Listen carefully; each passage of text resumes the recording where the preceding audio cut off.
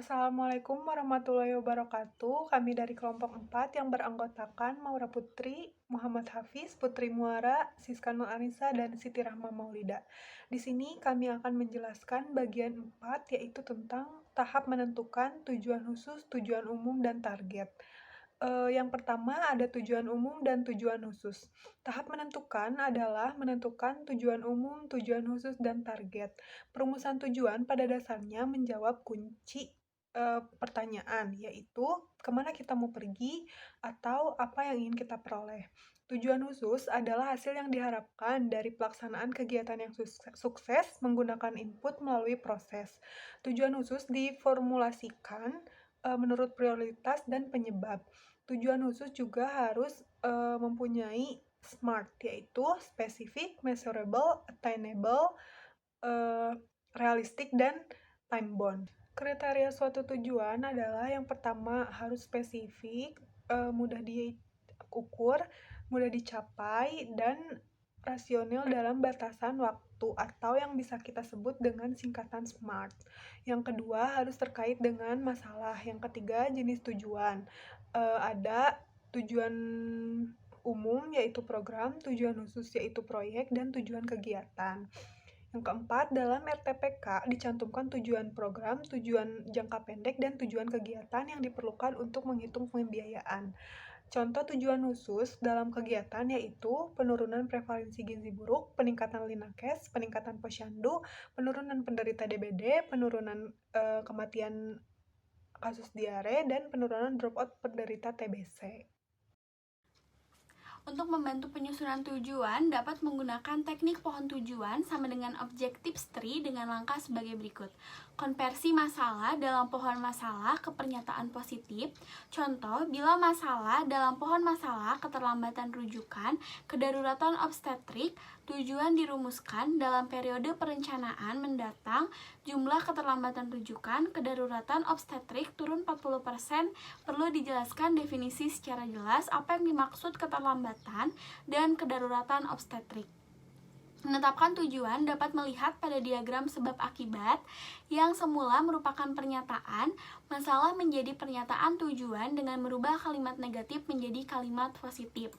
Dan ada juga contohnya, menurunkan kematian ibu bersalin itu termasuk tujuan jangka panjang, meningkatkan persalinan oleh tenaga kesehatan itu termasuk tujuan jangka pendek, meningkatkan keterampilan dukun bersalin itu termasuk tujuan kegiatan, dan juga ada contoh pohon tujuan di mana di sini tujuan-tujuan yang sudah kita pikirkan dituangkan menjadi bagan. Misalnya di sini ada menurunkan angka kematian ibu bersalin, di bawahnya ada meningkatkan linakes, terus di sini ada dibagi dua lagi, meningkatkan cakupan K1, meningkatkan keterampilan dukun, meningkatkan jangkauan pelayanan kesehatan, meningkatkan penyuluhan kepada ibu, meningkatkan transportasi, meningkatkan tenaga penyuluh, meningkatkan desa berbidan, memperbaiki jalan, meningkatkan tenaga kader posyandu, kemerataan penempatan bidan, meningkatkan peminat bidan untuk di desa, dan meningkatkan kesejahteraan bidan. Itu termasuk tujuan-tujuan yang sudah dibuat menjadi pohon tujuan. Nah, untuk menentukan tujuan perlu memperhatikan hal-hal sebagaimana tercantum dalam bagan berikut. Di sini ada penentuan tujuan, ada tren masa lalu dan tren masa depan. Terus ada juga mudah meningkatkan kinerja dan sulit meningkatkan kinerja. Jadi kita harus tahu nih, mudah meningkatkan kinerjanya atau sebaliknya sulit meningkatkan si kinerjanya.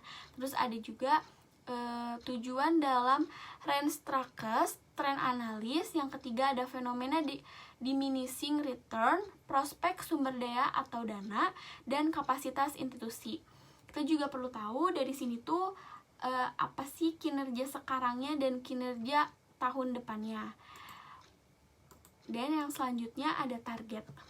Yang kedua, target. Setelah penentuan objektif, kemudian menentukan jumlah dan kualitas kegiatan spesifik yang perlu dilakukan sebelum objektif tercapai, itu disebut dengan penentuan target. Penentuan target dapat membantu penentuan objektif agar realistik. Bila target direncanakan lebih tinggi daripada potensial jumlah pelayanan yang dapat diberikan, ketersediaan sumber daya dan hambatan yang ada, maka tujuan khusus mesti seperti dimodifikasi agar konsisten antara target pelayanan yang direncanakan dan potensial tingkat kinerja. Target merupakan bentuk dari kuantitatif atau angka nominal atau per 100 atau per 1000. Menetapkan target harus melihat kemampuan sumber daya dan teknologi untuk pemberantasan penyakit menular. Misalnya penyakit apa saja dan sampai seberapa banyak kasus yang diharapkan dan seterusnya. Target juga bisa dilihat dalam standar pelayanan minimal (SPM) masing-masing kabupaten atau kota. Contoh dari target, contoh 1 ini ada kematian ibu bersalin di Kabupaten X turun dari 236 kasus per 100.000 menjadi 250 per 100.000 pada tahun 2007. Contoh yang lainnya yaitu balita yang ditanggulangi gizinya pada tahun 2006 naik dari 4.000 anak menjadi 5.000 anak pada tahun 2007 di Kabupaten P. Sedangkan contoh yang kedua, di suatu kabupaten ada 2.000 ibu hamil. Bila tujuan pelayanan mencakup 40%, ibu hamil dengan rata-rata kunjungan 3 kali, diperlukan minimum 2.400 pelayanan diberikan di satu fasilitas kesehatan. Maka 40% dari 2.000, yaitu ada 800, kemudian 800 dikalikan dengan 3 kali kunjungan sama dengan 2.400 kontak. Bila 4 kali pemeriksaan antenatal per minggu, yang berarti dalam 1 tahun ada 52 minggu, dan bila staf dapat melayani 20 kontak per kali buka, maka 4.160 kontak per tahun dapat diakomodasi. Misalnya, 4 kali pemeriksaan dikali dengan 52 minggu, dikali dengan 20 kontak per kali buka sama dengan 4.160.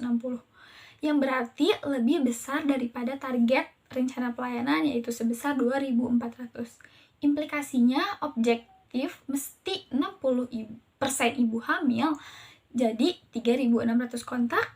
Ketersediaan staf dapat melakukannya tanpa penambahan sumber daya. Selanjutnya yang ketiga ini ada strategi dan kebijakan. Strategi adalah bagaimana satu organisasi akan mencapai visi dan misi serta tujuannya dengan cara yang pertama, memaksimalkan keunggulan kompetitif advantage. Yang kedua, meminimalkan keterbatasan competitive disadvantage. Dan yang ketiga yaitu sesuai dengan tantangan dan perubahan lingkungan pada waktu yang tepat. Dalam arti lain, bagaimana organisasi memecahkan masalah dengan menetapkan cara atau pendekatan terobosan yang tepat untuk tempat, dan waktu yang tepat. Selanjutnya yaitu ada kebijakan. Kebijakan adalah pengambilan keputusan organisasi dalam menyelenggarakan program atau kegiatan dengan menetapkan dasar pertimbangan dan arah dan ketentuan organisasi sebagai acuan buku dalam melaksanakan proses pencapaian tujuan dan sasaran yang telah ditetapkan. Pemilihan strategi sebagai pendekatan atau cara yang paling tepat untuk dapat mencapai tujuan dan sasaran yang telah ditetapkan dalam upaya memecahkan masalah kesehatan prioritas secara efektif dan efisien. Dalam pemilihan strategi, hendaknya dapat diupayakan agar dapat dikembangkan strategi yang bersifat satu, inovatif, dan yang kedua, terobosan. Selanjutnya, pemilihan kebijakan yang paling tepat dalam proses pencapaian tujuan dan sasaran harus dilakukan setelah mempertimbangkan yang pertama, potensi dan kapasitas sumber daya yang dapat didaya gunakan untuk mencapai tujuan dan sasaran yang telah ditetapkan. Yang kedua, hambatan maupun kendala dalam pelaksanaan yang diperkirakan mungkin timbul selama periode yang ditetapkan, baik yang bersifat internal maupun eksternal. Yang ketiga, terjaminnya konsistensi arah dan strategi organisasi. Lalu, dalam menentukan kebijakan, hendaknya mempertimbangkan dimensi-dimensi esensial, seperti yang pertama, masalah-masalah kesehatan prioritas dan faktor-faktor yang menjadi penyebab utamanya. Yang kedua, tujuan dan sasaran yang akan dicapai untuk dapat memecahkan masing-masing masalah kesehatan prioritas dalam periode 5 tahun mendatang. Yang ketiga, perakiraan kebutuhan dan kemungkinan ketersediaan sumber daya yang dapat diupayakan untuk mendukung pencapaian tujuan dan sasaran yang telah ditetapkan. Lalu yang keempat, tingkat komitmen dari semua pihak terkait dengan pembangunan sektor kesehatan atau stakeholder. Lalu di sini ada contoh penentuan tujuan, target, strategi, dan kebijakan. Untuk menentukan tujuan, target, strategi, dan kebijakan, kita mengambil masalah. Di sini masalahnya yakni ada kematian ibu bersalin masih tinggi. Lalu kita analisis penyebab-penyebabnya mengapa masalah ini bisa terjadi.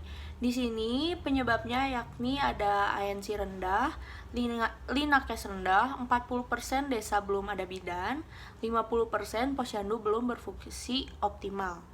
Lalu kita bisa menetapkan tujuan dari penyebab tersebut, yakni ada peningkatan ANC, lalu peningkatan Linakes, peningkatan desa berbidan, peningkatan posyandu purnama dan mandiri.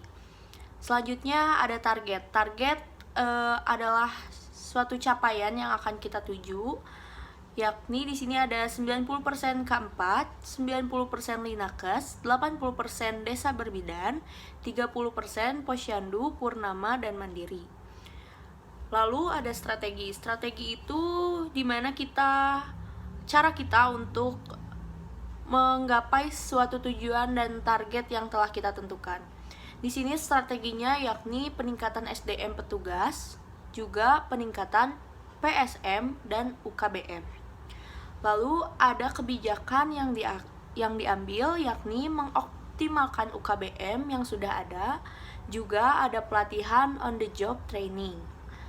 Dan indikatornya yakni capaian ANC 90% dan kematian ibu bersalin 0. Alhamdulillahirrabbilalamin, presentasi kali ini telah selesai. Terima kasih atas perhatiannya. Mohon maaf bila ada perkataan yang salah. Jika ada pertanyaan, bisa ditanyakan di WA Group. Saya tutup presentasi kali ini. Terima kasih. Wassalamualaikum warahmatullahi wabarakatuh.